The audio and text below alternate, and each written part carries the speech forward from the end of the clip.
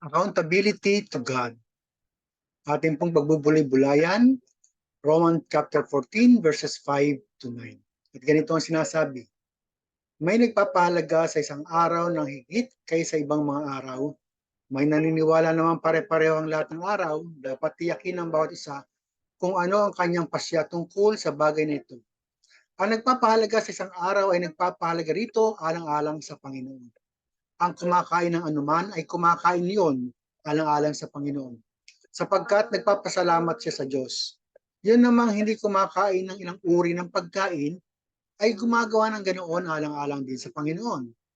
At nagpapasalamat din siya sa Diyos at walang sino man sa atin ang nabubuhay o namamatay para sa sarili lamang. Kung tayo nabubuhay para sa Panginoon, tayo nabubuhay. At kung tayo namamatay, para sa Panginoon tayo namamatay. Kaya nga sa mabuhay o sa mamatay, tayo sa Panginoon. Sapagkat si Kristo ay namatay at muling nabuhay upang maging Panginoon ng mga patay at ng mga buhay.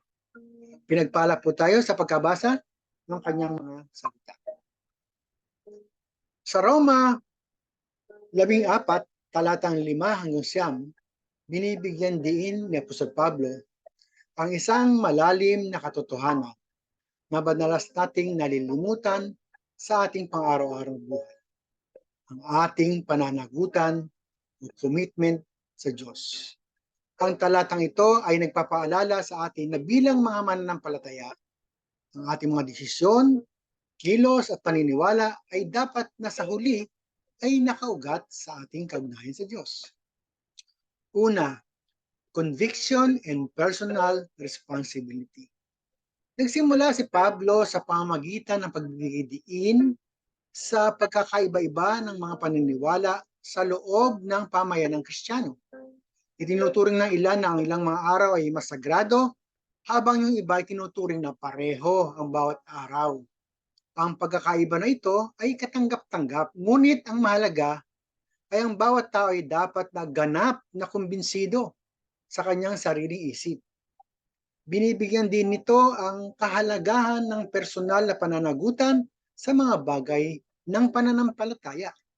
Mananagot tayo sa Diyos para sa ating mga paniniwala at kung paano nito ginagabayan ang ating mga pagpili. Pangalawa, everything for the Lord. Sinasabi sa atin ng verse 6 na kung tayo ay nagdiriwang ng ilang araw o umiiwas sa ilang mga gawain, ginagawa natin ito sa Panginoon. Nangangahulugan ito na ang bawat aspeto ng ating buhay ay dapat na nakatuon sa Diyos at naglalayong kaluguran siya to please Him.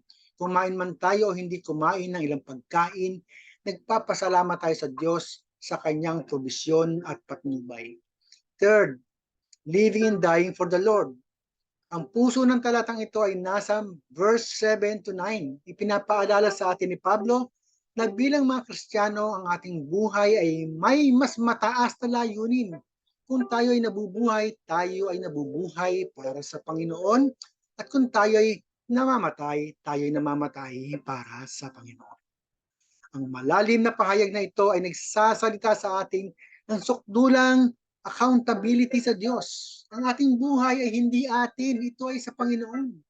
Ang ating mga kilos, pagpili at paraan ng pakikitungo sa iba ay bahagi lahat ng ating devotion sa Kanya.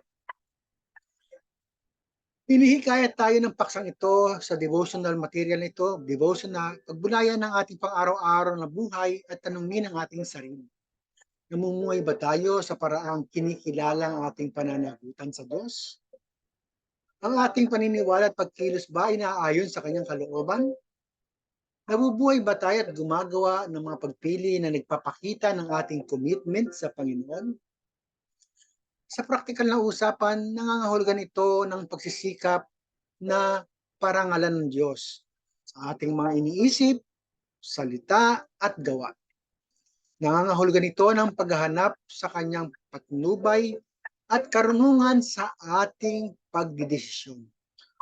Ultimately, dapat aware tayo na bawat isa ay tatayo sa harap ng hukuman ng Diyos. At ang ating buhay ay dapat maging isang patotoo ng ating pagmamahal at devotion sa Kanya. Habang binubuling mo ang talatang ito, kapatid, tandaan ang pananagutan natin sa Diyos ay hindi isang pabigat, kundi isang pribilehiyo. Isa itong pagkakataon na mamuhay ng may layunin para sa Kanya na nag-alay ng Kanyang buhay para sa atin. Tinitiyak, tinangkin natin ang ating katapatan ay gaganding palaan sa Kanyang presensya. Ama sa langit, mapagpakumbabang lumalapit kami sa iyo, nagpapasalamat sa paalaala ng aming pananagutan sa iyo, at ipinapanalangin namin ang aming buhay ay patuloy na masasalamin ang aming commitment na mamuhay para sa iyong kalalatian at karangalan sa lahat ng aming ginagawa. Amen. Amen.